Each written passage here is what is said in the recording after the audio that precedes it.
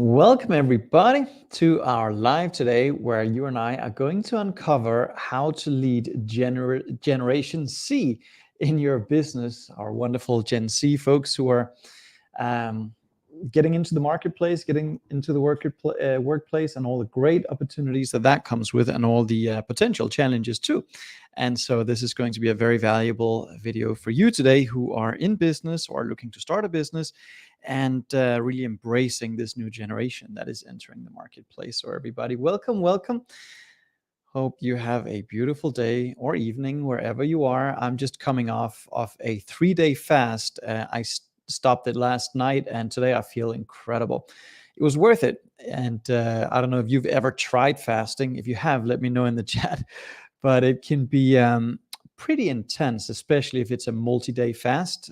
I've done 24 hours before, but doing 3 days was different.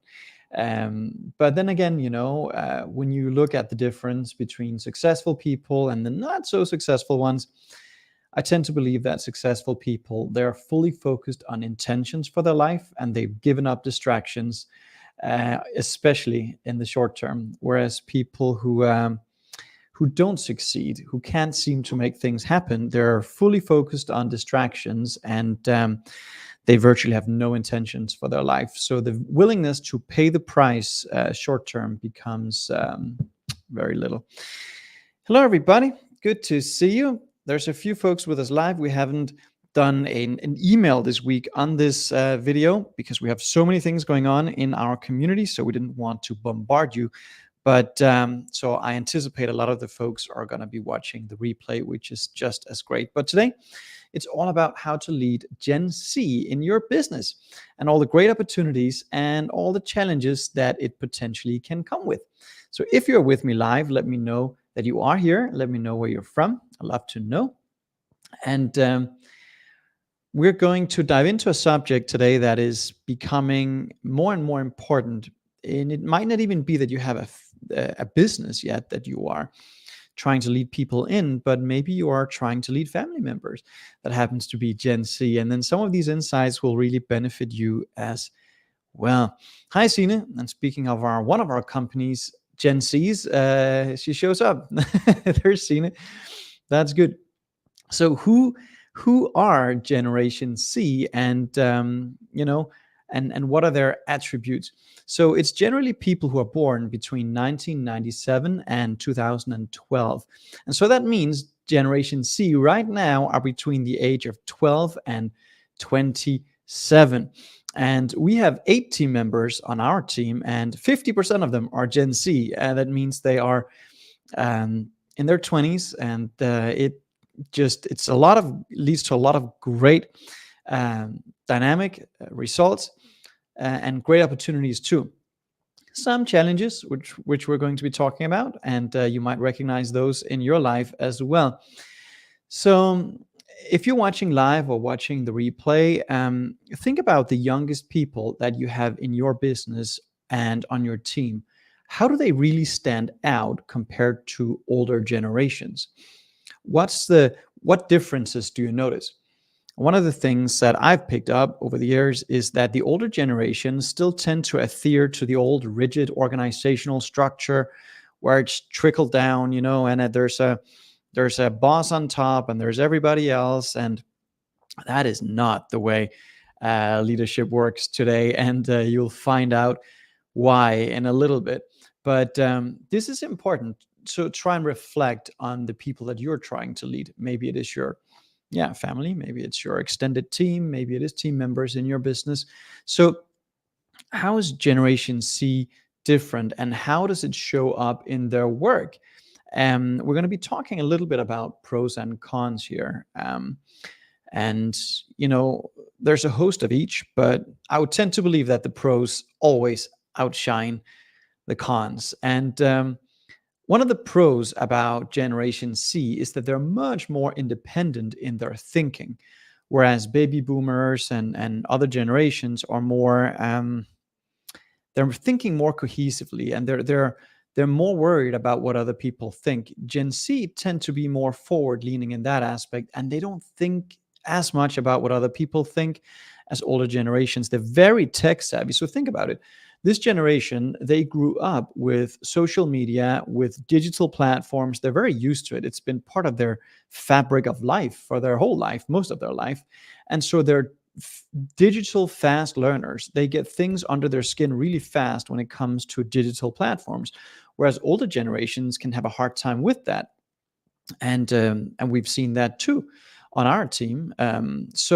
And one of the things that Gen Z really values is independence and the feeling of autonomy, like they're controlling their own destiny, and they love skin in the game, and they love diversity, and they're really good at embracing change. And one of the things I've noticed is that the more younger generations feel like they're part of something that makes a difference in the world, the more they feel like they're belonging. And I think that is because, you know, the younger generations have a higher awareness than older generations typically, and they grow faster in awareness. And because of that, they need to feel like they're contributing to the well-being of other people and the planet.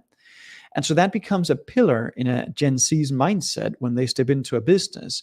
Those old structures where you're just stepping into a corporate American job where it's all about, revenue and hitting the next goal, it's not as fulfilling to a Gen Z. In fact, there's been studies that show that Gen Z are more motivated by a company, by a team that is creating a big difference in the world than they are motivated by pay. That's interesting. It's the first time we've seen that shift.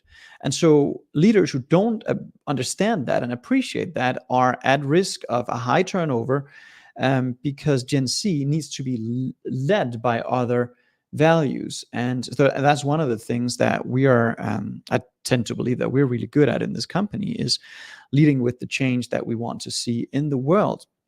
And so Gen Z wants to know that their contributions leads to the betterment of the planet and its people. That doesn't mean pay is not part of it. It is, but it's not as important as it has been for other generations. Now, and let me know if you agree here. Like, does this resonate? If you are Gen Z, maybe you can recognize this. I know we have 4 on our team that I know recognizes this because I have dialogues with them often one-on-one about these things. So, but let me know if it resonates with you. Maybe you are an older generation or belong to an older generation, and maybe you can see that difference as well. I certainly can, a lot actually. So let's talk about some of the cons about having Gen Zs on your team. So one thing that I've noticed that is almost in every one of them. And now it's not about judging, and it's not about classifying people, but they have an incredibly short attention span. Like, their minds are like this because the platforms that they've used to engage with over the years are built to distract them. And so their focus is not necessarily the same as older generations. And that can be a liability on a team that actually can pose a pretty big challenge if they don't individually work on that. And that's something that I emphasize, not just to myself, but of course to our team members as well. It can be a pretty big liability if we don't work on it. One of the things you'll also find with Gen Zs is that can be a con depending on how you look at it. It could be a negative, or it could be an incredible opportunity for growth, which is the way I choose to see it, is that their job loyalty is not the same as previous generations. As baby boomers, they would look for that career and they would stick to the same business generation after generation, and then they would just stay there and get their pension, and that's it, right? Gen Z is totally different. You got to make sure that they have advancement opportunities as the company grows. That's something I've always emphasized in my business. What I have in my life, I want for everybody.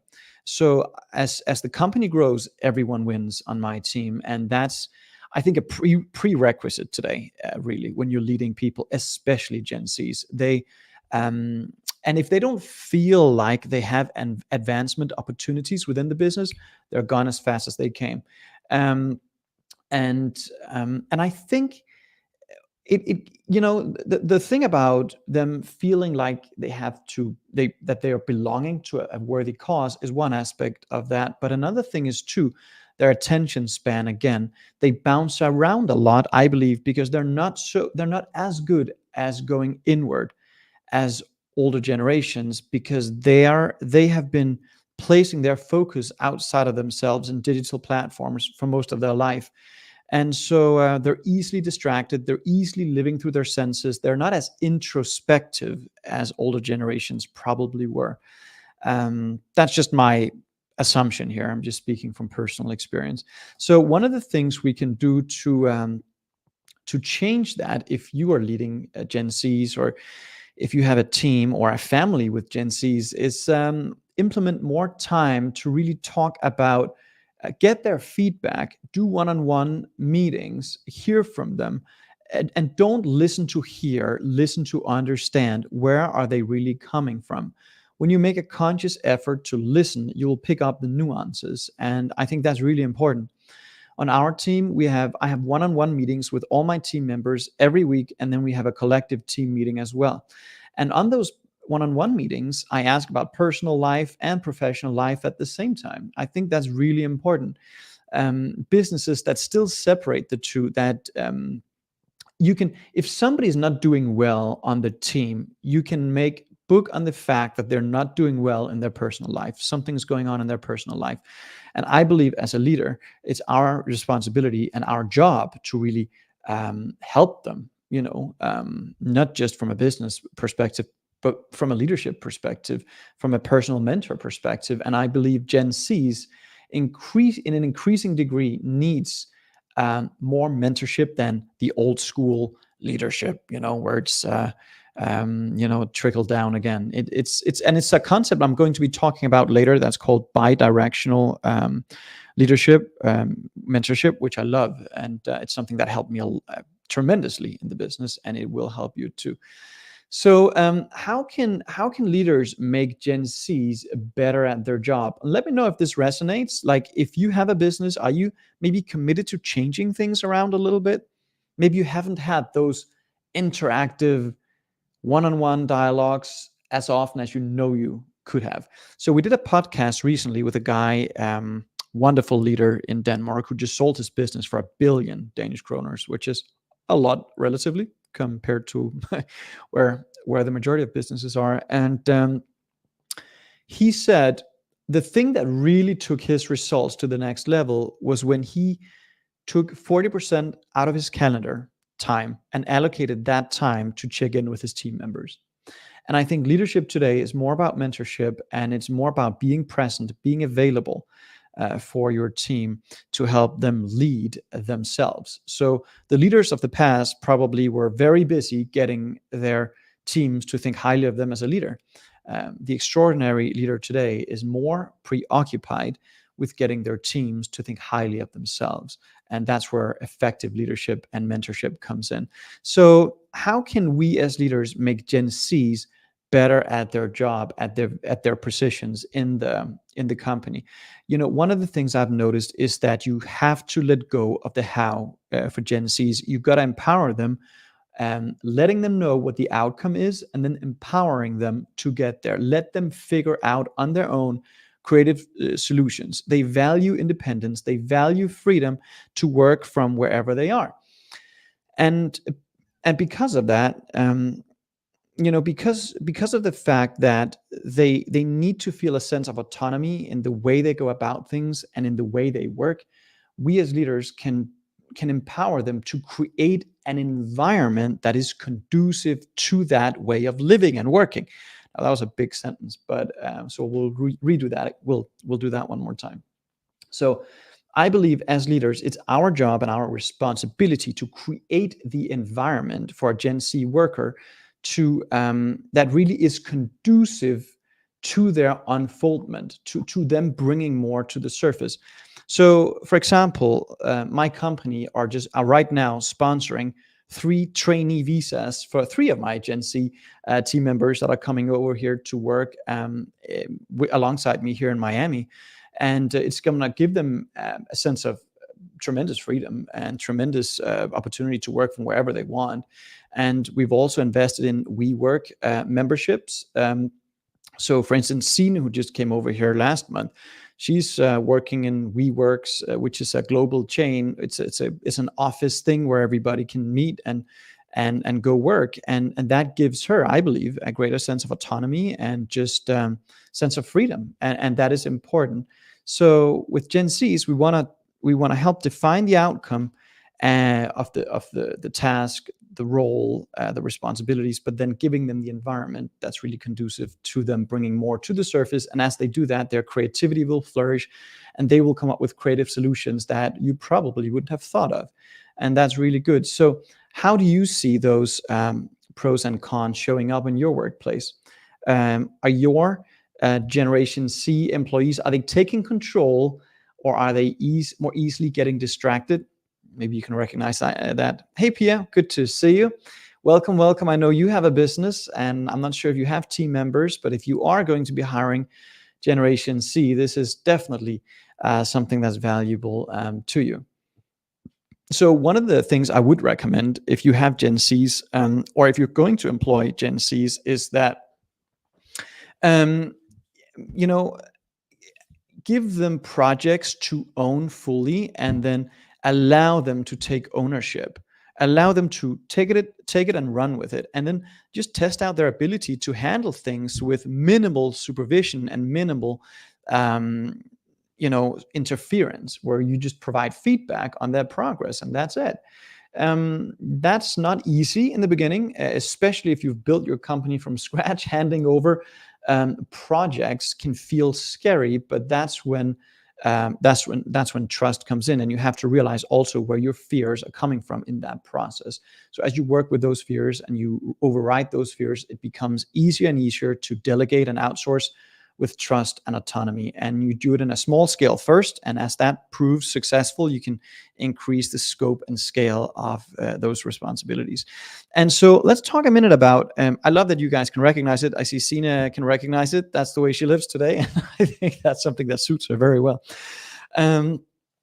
So one of the things that comes into play here, when it's about leading people, and especially Gen Zs, it's emotional intelligence, and the importance of mental health in the workplace. That is something that is becoming more and more important across the board in a world that keeps changing, in a world that's full of bad things happening. It's really bad out there, so it must be really good too, but that's for a different YouTube video for a different day. The more important it is that we work on our mental health. And so we don't just encourage on our team, we mandate that people work on themselves, because we teach this material and we want to be the best examples we can be. And so providing opportunities for growth in that sense, I just sent two of my wonderful team members, who also happens to be Gen Z, to a spa. I gave them a gift and sent them to a spa for a day, because they needed that sort of relaxation and getting back into their body after a really intense work period for them. And so I think that is really important. Mental health and sort of the health in general is really important to focus on as a leader, especially if you're leading younger generations. And so you want to strike that balance really well, where the old dogma of 9 to 5, Monday to Friday, that's totally out the door. That does not exist anymore in today's world, as I see it. That's going to be changing more and more, even in bigger company structures, where people need to feel a sense of autonomy, where they can balance their life in a better way that leads to more mental health, better mental health, more balance. And so this is important. Part of why I do one-on-one check-ins with my team, every team member every week, is largely because of that. I want to know how they're doing. Because I can feel it. I'm very in tune with my intuition. I can dial in on my team members, and I can pretty much message them and ask them what's going on, because I feel it if something is slightly out of bounds. And so so I check in with them often, and I place a big emphasis on regrouping, recharging, and mental health overall. So how are you supporting the mental health of your team? Are you giving them the tools they need to be resilient in a very fast-paced world? again, one of our core values is that we practice what we preach, and it's a hiring criteria. We just hired two new. Actually, we just hired one new team member, and we're hiring another one. And the one we every time we hire, personal development is a prerequisite. If people are not open to really working on themselves, they don't belong on the team. Not just this team. I believe it's going to be a prerequisite across the board going forward. Mental health, emotional intelligence, these are terms that are not nice to have, they are need to have in today's work environment, I believe. Let me know if you resonate with this. Ulla says that's really well spotted. I appreciate that, Ulla. Good to see you.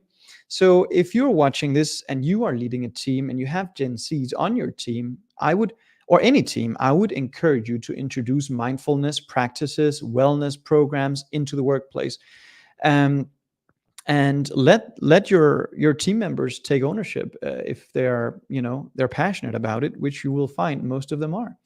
So providing the right kind of environment doesn't just create a healthier team; it increases productivity, and it's about implementing these things to you look at a cause and effect relationship, right? So here, as we're working on emotional intelligence, letting people lead themselves, helping them with their autonomy, their mental health, and everything else, it leads to a bigger output. That's cause and effect. Most business owners or business leaders, unfortunately, still are stuck with their head in their sand or their head up their butt.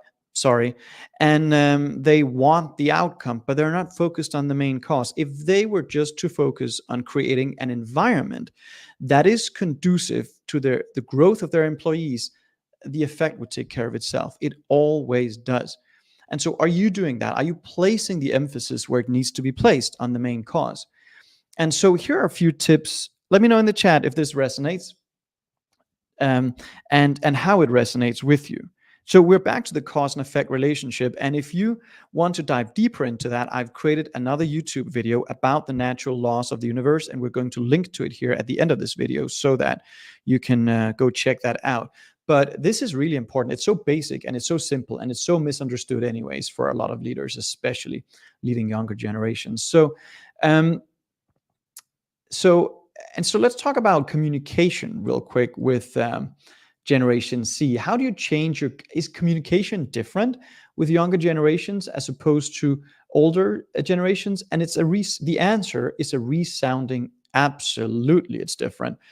The old communication style in the old office building was that you talked around the water cooler, and you had your face-to-face time there, and it was you were called into the boss's office, and it would be like a lot of FaceTime with team members. Today, in a virtual environment, that is not the case, and that's our new chief operating officer, Olivia, which is incredible. She's Gen Z too, and she's just doing a phenomenal job. I mean, the young lady is brilliant. I say young lady, relatively speaking, but she's just crushing it. And she set up a system for us where we're just communicating across the board with each other in a new way, and it's really brilliant.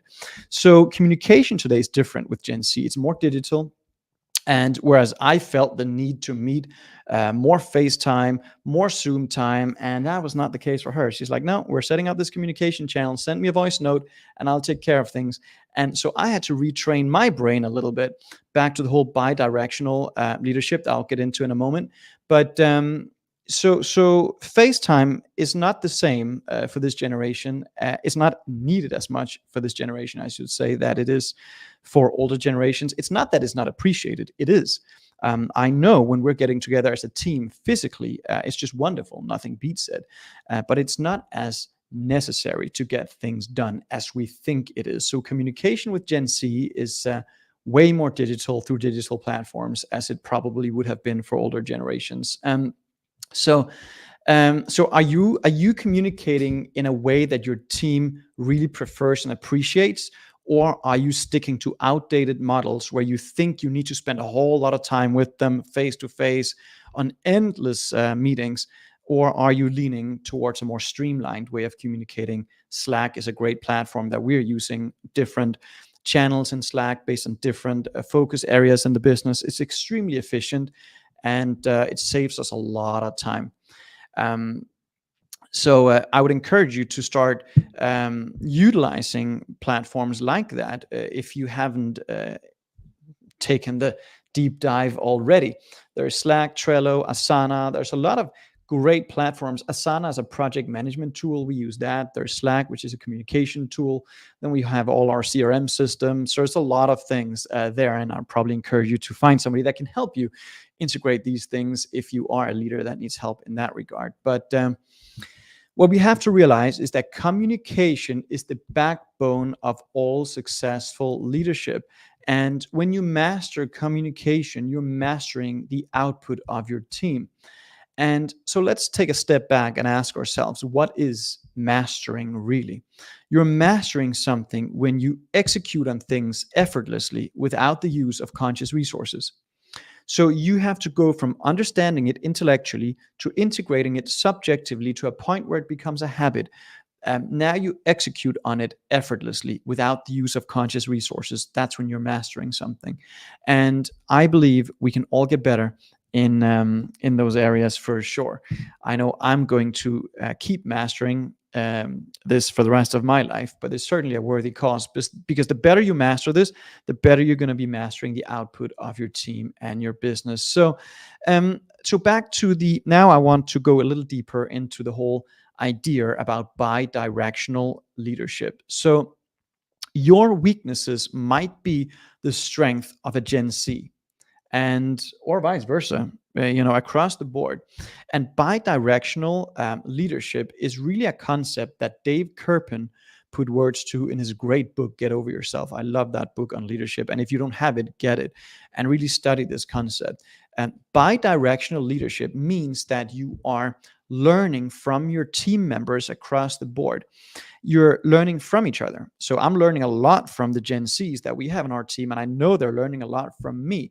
So the old leadership models are outdated, in my opinion.